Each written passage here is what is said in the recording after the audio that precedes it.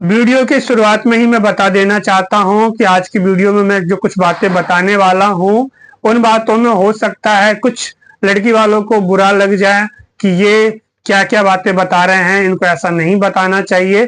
तो देखिए, आपको ये भी समझना है, अभी आप एक बेटी के पिता बन के सोच रहे हैं तो आपको ये भी समझना है कि आपका बेटा भी है तो आप बेटे के भी पिता हैं।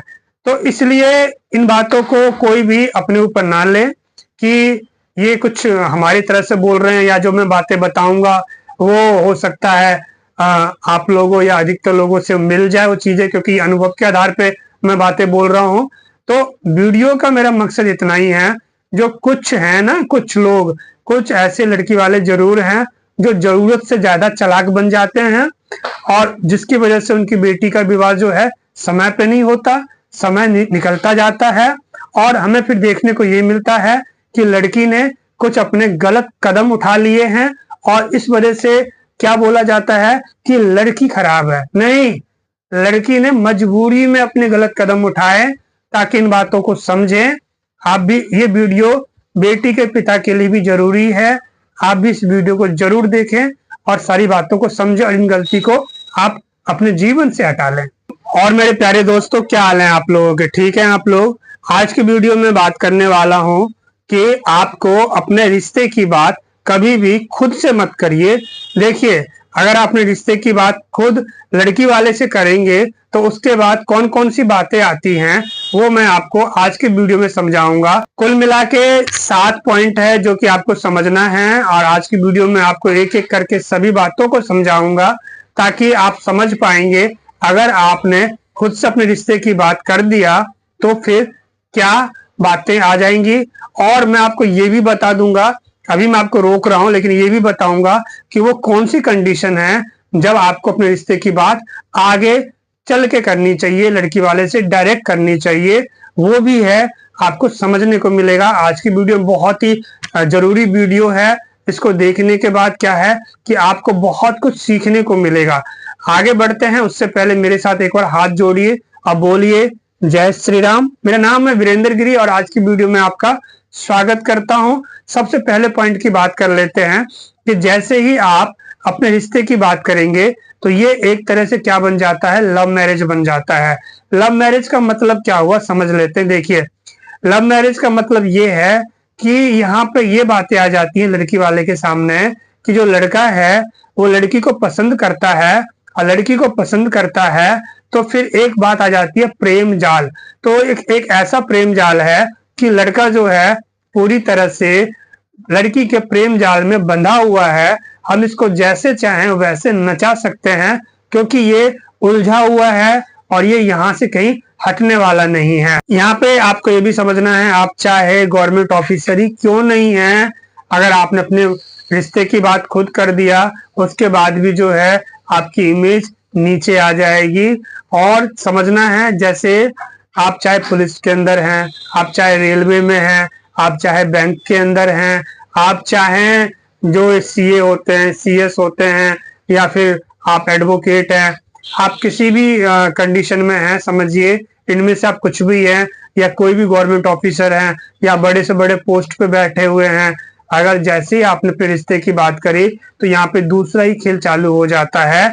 तो इसलिए जरा सा अपने रिश्ते की बात करने से आपको रुकना चाहिए। दूसरे पॉइंट में आपको ये समझना है कि रिश्ते में क्या होता है कि जब तक लड़की वाला परेशान ना हो, 3-4 जगह से घूम के ना आ गया हो, 10 जगह से 20 जगह से, तब तक उनको लगता ही नहीं है कि हम रिश्ता करने जा रहे हैं।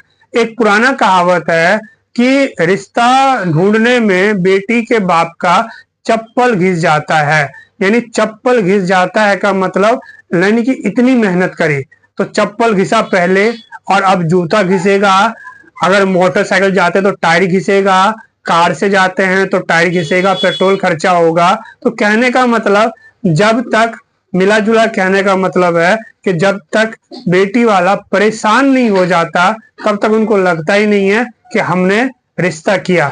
जो चीजें आसानी से मिल जाती है उसकी अहमियत कम हो जाती है, ये दुनिया की सच्चाई है, ये आप समझ सकते हैं। तो यहाँ पे जरूरी है आप अपनी अहमियत को कम बिल्कुल भी मत करिए और इसलिए अपने रिश्ते की बात आप बिल्कुल भी ना करें।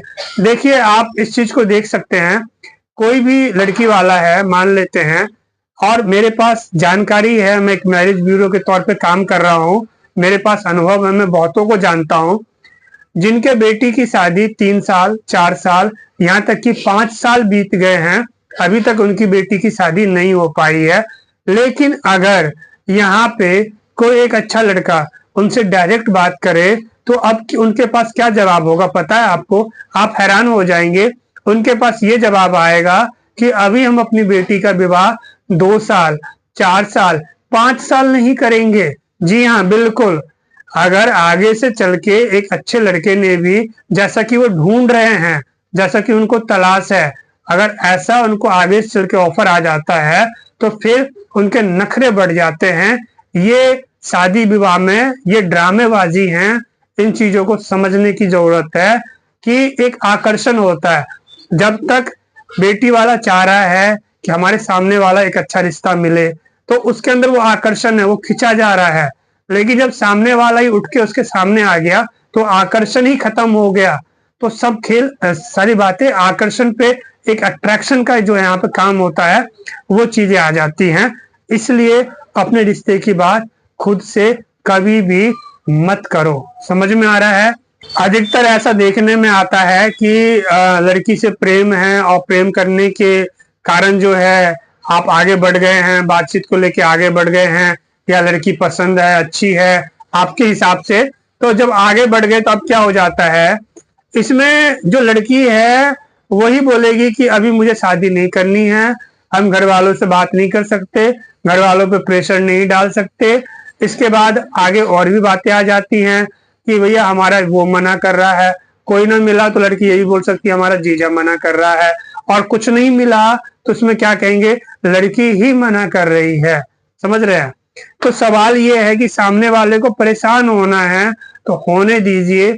अपनी बात, अपने रिश्ते की बात आप खुद बिल्कुल भी मत करिए, क्योंकि अभी शुरुआत में आपको रुकना है। शुरुआत में आपको दूसरे की मदद लेनी होती है, दूसरों के जरिए बातचीत करवानी होती है।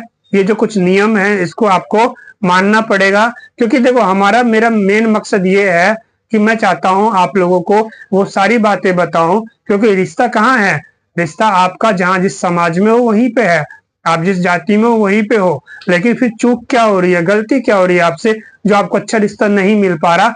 जो गलती हो रही है उसी गलती को सही करने के लिए ये वीडियो बन रही है, ये जो जानकारी दी जा रही है। एक मैरिज से रिलेटेड सभी तथ्यों को हम एक एक करके वीडियो वाइज हम आपके सामने लेके आते जा रहे हैं।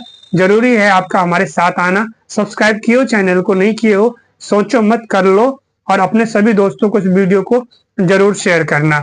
अगले पॉइंट की तरफ बढ़ चलते हैं, जरा उसको समझ लेते हैं। देखिए,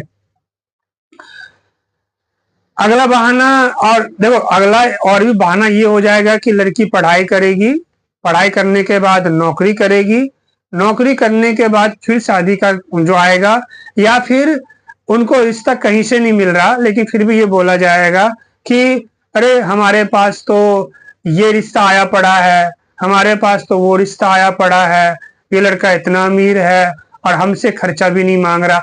मैं यह बात दहेज की नहीं कर रहा हूँ, मैं आपको एक समझाने की कोशिश कर रहा हूँ कि कौन कौन सी ऐसी बातें जो आपके सामने आ सकती है, जो मैं आपको इस वीडियो के माध्यम से समझा रहा हूँ। वीडियो में हो सकता है जरा सा ट्रैफिक की आवाज आ जाए, क्योंकि मुझे आपके लिए वीडियो भी शूट करना है। अभी मैं दिल्ली में हूँ, ट्रैफिक का एरिया है, तो कुछ अगर ट्रैफिक की आवाज आती है तो आप जरा उसको नजरअंदाज करें, क्योंकि वीडियो एजुकेशनल है, यहाँ से आपको सीखने को मिलता है, जो कि आपके लिए बहुत जरूरी है। आपको एक बात समझना है कि देखो, जो भी आपको अभी लड़की पसंद है और दूसरी लड़की आपको पसंद नहीं आ रही है, इसलिए नहीं आ रही है क्योंकि एक से आपकी जान पहचान है, एक लगाव हो गया है, बस इससे ज्यादा कुछ नहीं है। सभी लड़की एक जैसी होती है। आपको शादी वहां करनी चाहिए जहां पे आपको ज्यादा सम्मान मिले, ये नहीं कि आप किसी के पीछे भागते रहो। इससे क्या है कि आपकी वैल्यू बहुत ही ज्यादा खराब हो जाएगी। मैं आपको गारंटी देता हूं, सामने से जो रिश्ता आ रहा है आप वहां शादी करिए, आप पाएंगे ये जो चीजें थी जो आपको पसंद आ रही थी, आपकी शादी होने दो, कुछ महीने बीत जाने दो, आप पाएंगे जिससे शादी हुई है वो आपको ज्यादा अच्छी लगती है, और जिससे आप शादी करना चाहते थे वो आपके सामने फीकी हो गई है। ये सब मन का खेल है, मन के बनाए गए अलग अलग खेल हैं जो आपको समझने की जरूरत है। समझ रहे हो? अगर कुछ ध्यान देना है, आप क्या काम कर रहे हो, ठीक, उस पर ध्यान दो। पढ़ाई कर रहे हो, कुछ तैयारी में लगे हो, उस पर ध्यान दो। अपने काम में आप आगे कैसे बढ़ सकते हो, उस पर ध्यान दो, जो कि आपके लिए जरूरी है। बिजनेस कर रहे हो, बिजनेस को कैसे ग्रो करना है, उस पर ध्यान दो। ये चीजें जरूरी हो जाती हैं। अभी कुछ हमारे 2 पॉइंट और बच्चे, जरा उसको भी समझ लेते हैं। अभी तक मैं आपको ये समझा रहा था कि आपको रिश्ते की बात नहीं करनी है, लेकिन मैंने ये भी बोला था आपको करना कब है, जब आपने अपने रिश्तेदारों के थ्रू बात करवाया और आपको ये फाइनल हो चुका है जी ये रिश्ता टूट गया, नहीं होगा, तो अब यहाँ पे आपको डायरेक्ट उस लड़की वाले से बात करनी चाहिए। इससे क्या होता है, 2 बातें होंगी। एक क्या होता है कि जो आपके रिश्तेदार होते हैं वो अगर रिश्ता अच्छा होता है तो क्या करते हैं, उस लड़की वाले के दिमाग में जहर डाल देते हैं, इस तरीके से बातें डालते हैं जिससे क्या होता है कि लड़की वाला क्या होता है वो उल्टा और भटक जाता है। अच्छा रिश्ता होता है सामने, लेकिन उस चीज को समझ नहीं पाते हैं, वो चीजें क्या होती है, भटक गया। और इससे क्या हो गया कि आपको ये पता चला कि जो रिश्ता नहीं करेंगे, रिश्ता टूट गया। तो जब रिश्ता टूट गया तो आप बात करो ना, फिर डरना क्या है, वो तो टूट तो पहले ही गया है। एक बार कंफर्म हो जाएगा, एक बार फाइनल हो जाएगा, अब बात करो। जब रिश्ता टूट गया है तब बात करो कि हाँ आपकी बातचीत हुई थी, क्या समस्या आ रही है, क्या कमी आ रही है, मुझे बताइए, और आप कैसा रिश्ता चाह रहे हैं मुझे बताइए। इससे एक अंदाजा लग जाएगा। आप समझ रहे हैं? और एक बात, इस बात को और भी ध्यान रखना, अगर कोई रिश्ता टूट रहा है तो जरूरी नहीं है आप में कमी हो। ऐसा भी होता है लड़की में कमी है, वो लड़की के परिवार वाले आपके लायक नहीं है, या फिर जैसा आपका जो कंडीशन है, आपका जो क्लास है, मतलब जितना जितना आपका हाई क्लास जो भी लेवल है आपका, उतने लेवल में वो आ नहीं पा रहे हैं, ठीक। तो अगर ऐसी कंडीशन है तो आप उनसे ये बात कर सकते हैं कि आप खर्चे को लेकर चिंता ना करें, आपसे जितना बन पाता है आप करें। हम कोई दहेज या इस तरह की हमारी कोई डिमांड नहीं है, क्योंकि कई बार क्या होता है रिश्ता तोड़ने में अधिकतर खेल यही होता है कि अरे उनके पास तो इतनी संपत्ति है, तो वहां तुम शादी करना चाह रहे हो अपनी बेटी का, तो वहां तुम्हारा खर्चा बहुत ज्यादा लग जाएगा, तो लोग इस वजह से भी पीछे हट जाते हैं। लेकिन जब आपने फेस टू फेस बात कर लिया, ये चीजें क्लियर हो गई, तो उनको भी समझ में आ जाएगा कि अरे ये रिश्ता तो कोई तोड़ रहा था। तो आप समझिए यहाँ पे 2 बातें होंगी। अगर उनका कहीं और भी दूसरा पार्टी है तो रिश्ता टूटेगा, ठीक, कोई दिक्कत नहीं है, आप भी आगे बढ़िए। और अगर यहाँ पे आपके जहरीले रिश्तेदारों ने बीच में जहर घोला है तो वो जहर आप साफ कर देंगे, तो ये रिश्ता आपका हो सकता है, ठीक। अब यहाँ पे आगे चलते हैं कि कई बार क्या होता है किसी से लगा हुआ तो जिंदगी वहीं रुक गई कि नहीं हम शादी करेंगे तो इसी से करेंगे, नहीं तो हम रुके रहेंगे, ऐसा ही देखते रहेंगे। नहीं, रुकिए, समझिए जीवन में क्या है, आपको यहाँ पे समझने की जरूरत है। चलती का नाम जीवन होता है, और जो चीजें रुक जाती हैं वो मौत कहलाती है, यानी जिंदगी खत्म कहलाती है। एक नदी का पानी आप पिएंगे आपको बहुत अच्छा लगेगा, लेकिन उसी नदी का पानी, जो चलता हुआ नदी है जिसका पानी है, वो कहीं रुक गया है, तो फिर वो जो पानी आप पियोगे तो वो पानी आपको अच्छा नहीं लगेगा, क्योंकि जब पानी एक जगह रुक जाता है फिर उसमें कई तरह की जो है गंदगी पैदा होने लग जाती है, पानी सड़ने लग जाता है। तो इसलिए आपको करना क्या, जरा सा आगे बढ़ो, ठीक। रिश्ता आपके समाज के अंदर है, आपके जात के अंदर है, बस जरूरत है उनको आपकी जानकारी नहीं है, और उनको आप देखो, रिश्ता जो है आपके समाज में आपके जाति में ही है, और वहां का रिश्ता जल्दी होता है। बस यहाँ काम इतना ही है कि आपको अपनी जानकारी उन तक पहुंचानी है, और उनको जानकारी मिल गई, आपका नंबर है, सारी चीजें हैं, और ये सब होता है मैरिज प्रोफाइल वीडियो के जरिए, ठीक। आप मुझे व्हाट्सअप कर लीजिए कि सर ठीक है मुझे मैरिज प्रोफाइल वीडियो का प्लान लेना है, और आप मेंबर बने, बातचीत करें, ताकि और भी आप कुछ पूछना चाह रहे हैं, समझना चाह रहे हैं, तो मैं आपको समझा सकूं। आप अपना जानकारी मुझे व्हाट्सएप पे जरूर शेयर करेंगे। इस वीडियो में आपको जो मैंने पॉइंट बताए, इनमें से कौन सी बात आपको सबसे अच्छी लगी मुझे कमेंट करके जरूर बताइए। वीडियो को ज़्यादा से ज़्यादा शेयर करें, सब्सक्राइब करें और मेरे साथ बोलिए जय श्री राम।